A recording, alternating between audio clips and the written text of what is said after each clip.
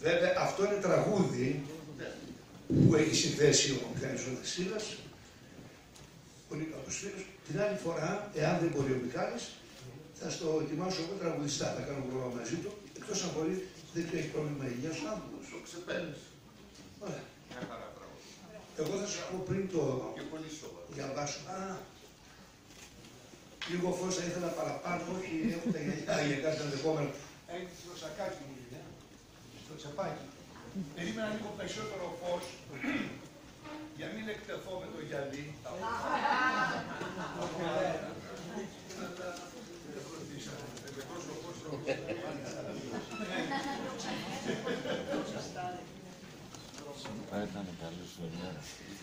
Με τον Γιώργο, τον Γεωργίου, γνωριζόμαστε αρκετά χρόνια. Ο Γιώργος είναι χαμηλών τόνων και νομίζω ότι ήταν και η αιτία αυτή η χαμηλή τόνη που πολλοί από εμάς τις έχουν χρησιμοποιήσει και έχουν μείνει λίγο πιο πίσω από εκεί που θα έπρεπε να είναι. Έχει γράψει τεράστιες επιτυχίες. Είναι ένας πολύ σπουδαίος θεατρικός συγγραφέας και ένας επίσης πολύ σπουδαίος ηθοποιός. Αυτό αποδεικνύεται από μια πορεία, την οποία βεβαίως τώρα, όταν διαβάσουμε αυτό το βιβλίο, θα δούμε ακριβώς τι έχει κάνει αυτός ο άνθρωπος. Εγώ τον γνώρισα όταν χρησιμοποίησε ο Κωνσταντίνου ο Γιώργος για τον επαναστάτη χωρίς αστεία στο Άννα Μαρία Καπουτά, το θέατρο. Εκεί δεν έπαιζα, εκεί είχα κάνει μια τηλεοπτική εμφάνιση, ένα βίντεο, όπου έλεγα τις ειδήσεις που ήταν και η λύση στο story αυτό. Πριν λίγα χρόνια, 26 αν θα μετρήσουμε, συμπροταγωνιστήσαμε σε μια ταινία στην Προεδρία του Έρωτα, το 1988, με Βάνα Μπάρμπα, Πάνο Μιχαλόπουλο κλπ. Σε ένα έργο που είχε γράψει ο Σπύρος ο Νικολετάτος και εγώ τότε είχα καταφέρει με μια γνωριμία με τον Ποδαμιάνο. Πήραμε την τότε κουρασιέρα την πεντήμερη που κάνει τώρα ο Λουίς και είχαμε φτάσει μέχρι Μύκονο, περάσαμε και τέτοια σκηνάκι. Εκεί, σε αυτή την ταινία. Εκεί λοιπόν ζήσαμε, τον έζησα σαν άνθρωπο, είχα και τη μανούλα μου μαζί, η οποία ήταν φοβερή στην ψυχολογία, τον αγάπησε πραγματικά και από τότε μίλαγε συνεχώς για τον Γιώργο. Αυτό το ποίημα που έριξα τώρα μια ματιά, νομίζω ότι αντιπροσωπεύει αυτό που είναι ο κάθε καλλιτέχνης.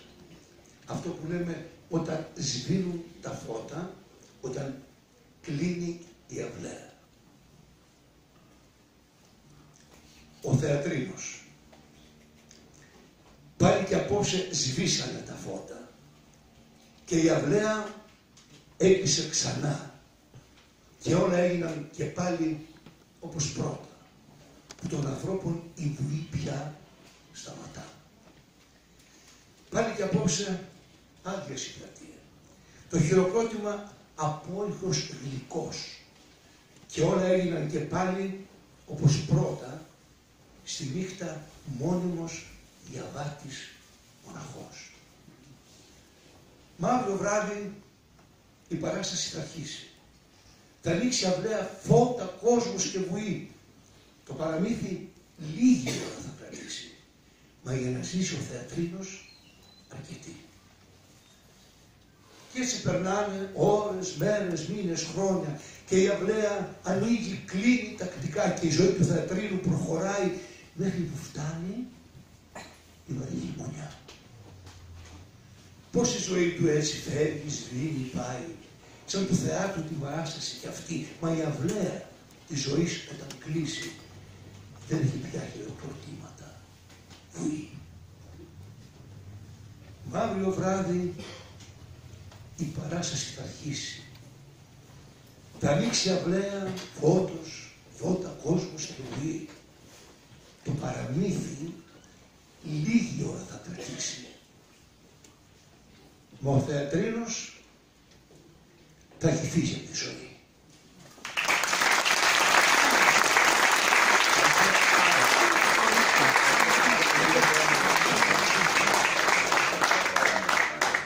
Λοιπόν, θα ήθελα τώρα, πριν κλείσουμε, γιατί κάτι μου είπε ο κύριος Λαμπάνης, και όσοι δημοσιογράφοι δεν αφήνουμε ποτέ τέτοια πράγματα. Οπότε θα του δώσω το λόγο γιατί κάτι θέλει να πει πάρα πολύ ενδιαφέρον. Τι μολυστικό μου λέει. Το διάβασα στο βιβλίο του Γιώργου τώρα πριν από λίγο ότι πώς συνελήφθη ο Παράβας με τη Χούντα. Στο θέατρο το παρασκήνιο έχει.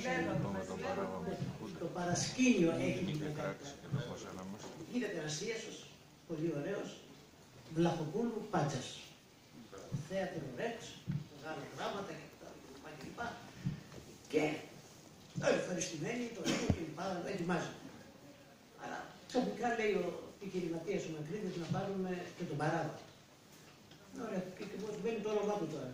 Θα πάει ο Παράβας πίσω από τον Πάτσα, αποκλείεται. Ο Πάτσας πίσω από τον Παράβα, φυσικά αποκλείεται. Όλοι δεχόντουσαν την Βλαχοπούλου. Αλλά μεταξύ τους στα γη. Λέμε θα κάνουμε το εξής. Έχει δύο εισόδους στο Ρεξ. Στο ένα θα είναι Βλαχοπούλου Πάτσας. Και θα πάρουμε στο άλλο τον Παράβα μόνο του. Επικεφαλής. Μπράβο, λέει ωραία ιδέα.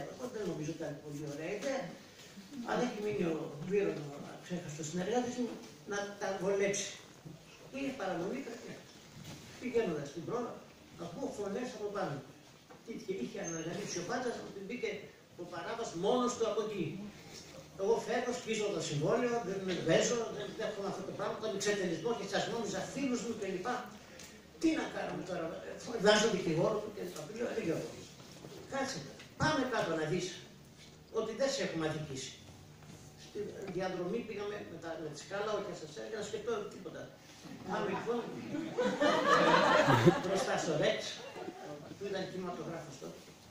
Λέω, κοίταξε, πού μπαίνει ο κόσμος, λέω του Πάτσα. Πού μπαίνει, πώς μπαίνει.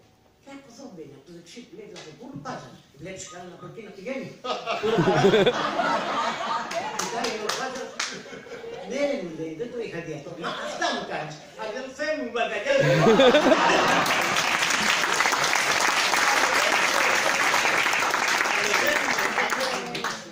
Και όλα τι του είπες. Ανεβαίνει η παράσταση, χαμός γινότανε. Ό,τι αφορά την Παράβαση έβαζε και διάφορα δικά του πολιτικά μέσα αστεία. Κάτι παρεξηγούνται με την Ιωαννίδη, τότε που ήταν στο διάδοχο του Παπαδόπουλου και κάποια στιγμή συλλαμβάνει το Παράβαση.